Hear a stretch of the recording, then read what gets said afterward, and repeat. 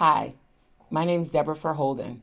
I'm an epidemiologist and the Associate Dean of Public Health Integration at the Michigan State University.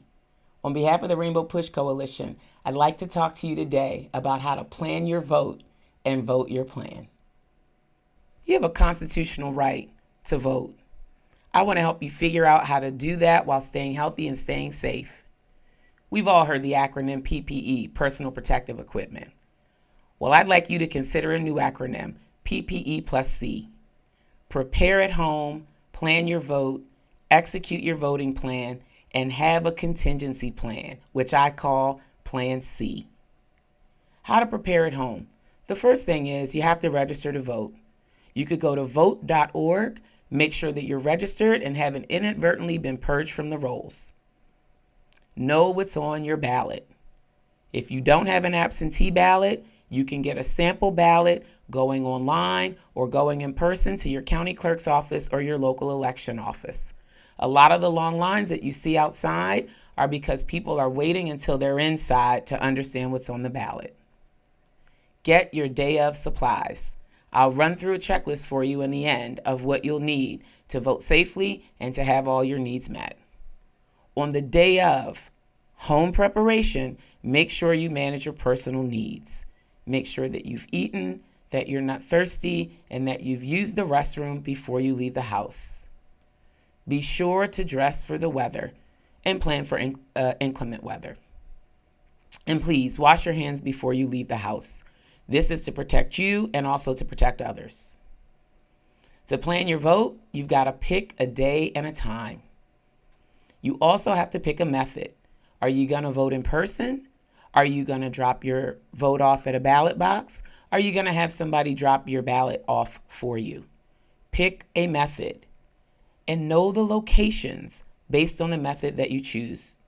At many places, the number of polls and places where you can vote have been reduced, as well as changes to where ballot boxes are located. Pick your location. Have a plan A and a plan B. In case you go to vote in person and the lines are too long and you can't wait, know where your ballot box is and have a plan B and drop it off. Do not mail your ballot. We are simply too close to November 3rd. We cannot guarantee that your ballot will make it in time. Do not mail your ballot. And know if your plan is to vote November 3rd, that's not a plan. You have to vote early. November 3rd leaves very little room for anything to go wrong. If you can, vote early. Now, executing your voting plan. Go vote. Take other voters with you. And importantly, only take other voters with you. This is a great time to model and demonstrate the behavior that we want to see in others. I personally really love taking my kids to the polls. This is not the time to do that. Go vote, take other voters, find other ways to share in the experience with loved ones. Practice mindful enthusiasm. Tap elbows, fist bump, but do not yell, scream, do anything that would put you in elevated risk of spreading or contracting the virus. We know that it's airborne. Yelling and screaming will only place you and others in harm's way. And then pivot if needed and go to plan B. Now for the plus C. That's the contingency plan, or what I call the plan C. If you get to the polls and something seems off, if you have any doubt, get out. Report any irregularities by calling 1-866-OUR-VOTE. And if your plan A and your plan B don't work, well, now you need a plan C. And again, do not mail your ballot. We are simply too close to the election to ensure that it will make it in and be counted. Now, here's your day of checklist. You need your ballot. If you don't have your absentee ballot, you should have a sample ballot and be prepared to mark your choices.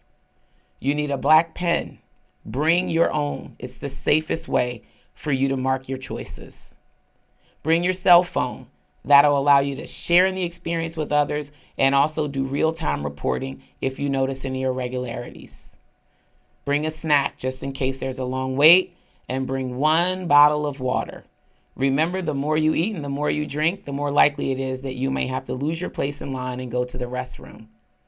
Be sure to bring your PPE, your mask, your hand sanitizer.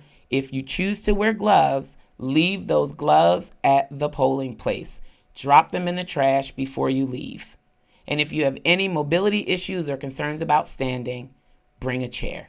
I hope I've helped you today figure out how to plan your vote and vote your plan. It's your right, and you need to be counted now more than ever.